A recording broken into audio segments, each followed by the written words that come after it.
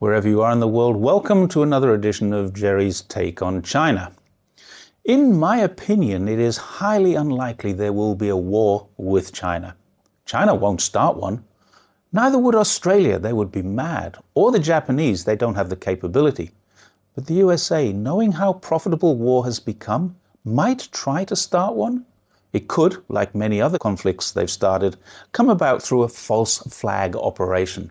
Perhaps the sinking of an Australian or a Japanese ship carried out by a submarine. This will then escalate, and whichever country was hit would of course hit back on China. But then China almost certainly will not react. They will know it was a false flag because they didn't do it. They will offer evidence that it was a false flag, and their lack of response to this retaliatory strike on them would be the telltale that it was a false flag. However, if there is a war, we'd be forgiven for thinking that the safest place on the planet will probably be a US base. China might retaliate by attacking Japan or even Australia. I doubt it, but let's say it's possible. But it will never attack any US facilities there. To do so would escalate the war to NATO members. An attack on one is an attack on all. So if Japan or Australia is attacked, people will head for the safety of the US base. But the US base would not be a safe haven at all. Because if you're not an American passport holder, waving your passport above your head for all to see as you approach a US military installation, even if it is in your country and on your country's land, you're likely to be shot.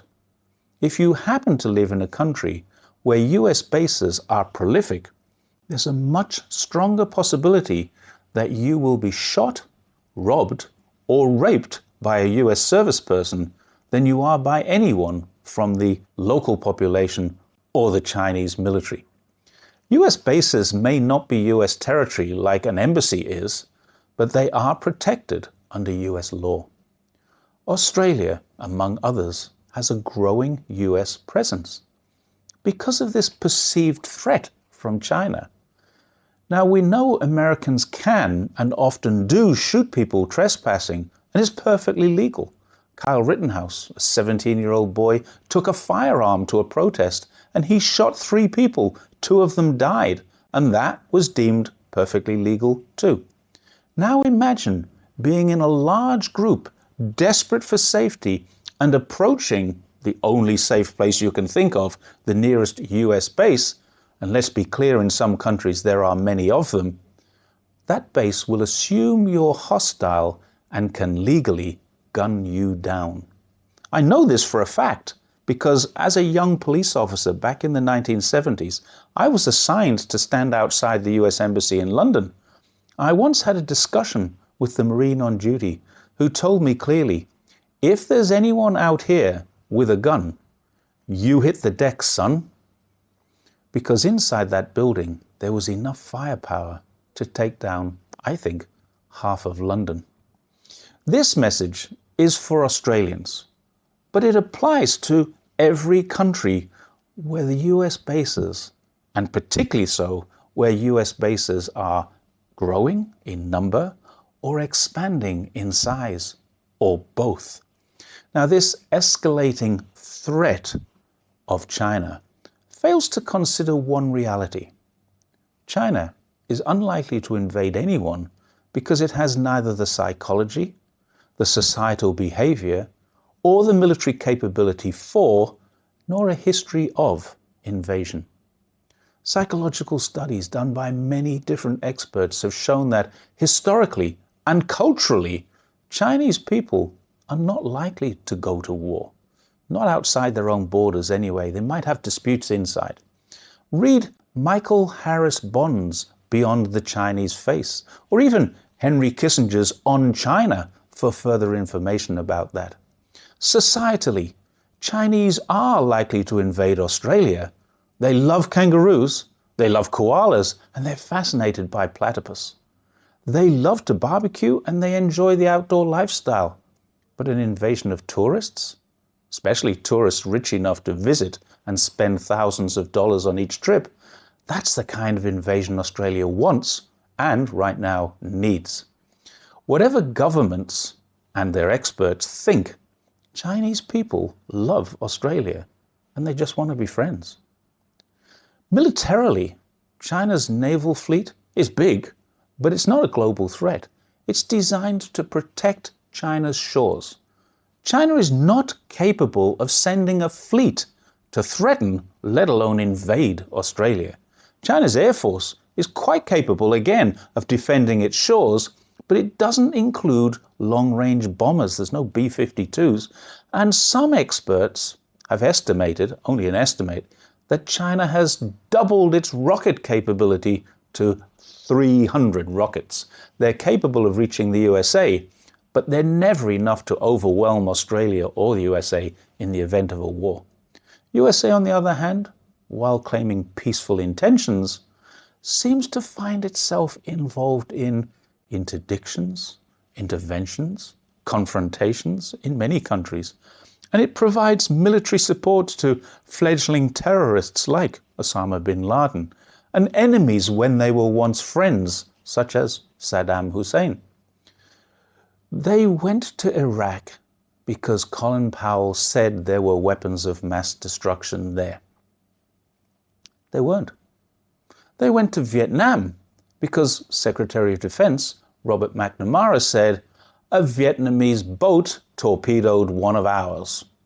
We now know it didn't.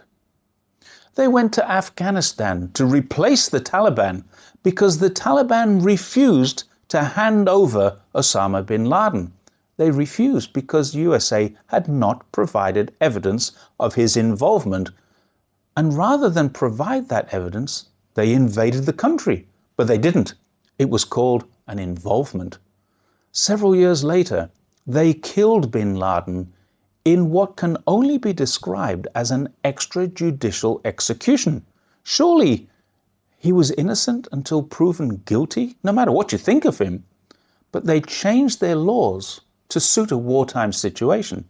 They declared a war and killed what might have been an innocent man if the evidence had all been heard. And in doing so, they also invaded the sovereign territory of Pakistan. They went to Korea and Vietnam to stop the spread of something that could not possibly spread to the USA: communism. Communism is an interesting word. It's a derivative of the word communal. People working together for the benefit of all, rather than the benefit of an individual. The USA is, by all academic research standards, culturally impossible to be communist. Americans are individualistic by nature. Now, this is not an opinion, and nor is it a bad thing. It's just a fact.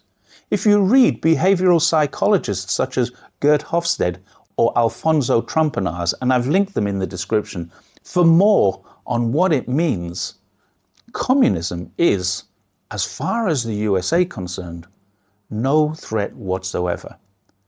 America were fighting a ghost or a shadow, and certainly not fighting a threat to their national security. National security. This is the reason constantly given by the US for their incursions, not invasions, into other countries.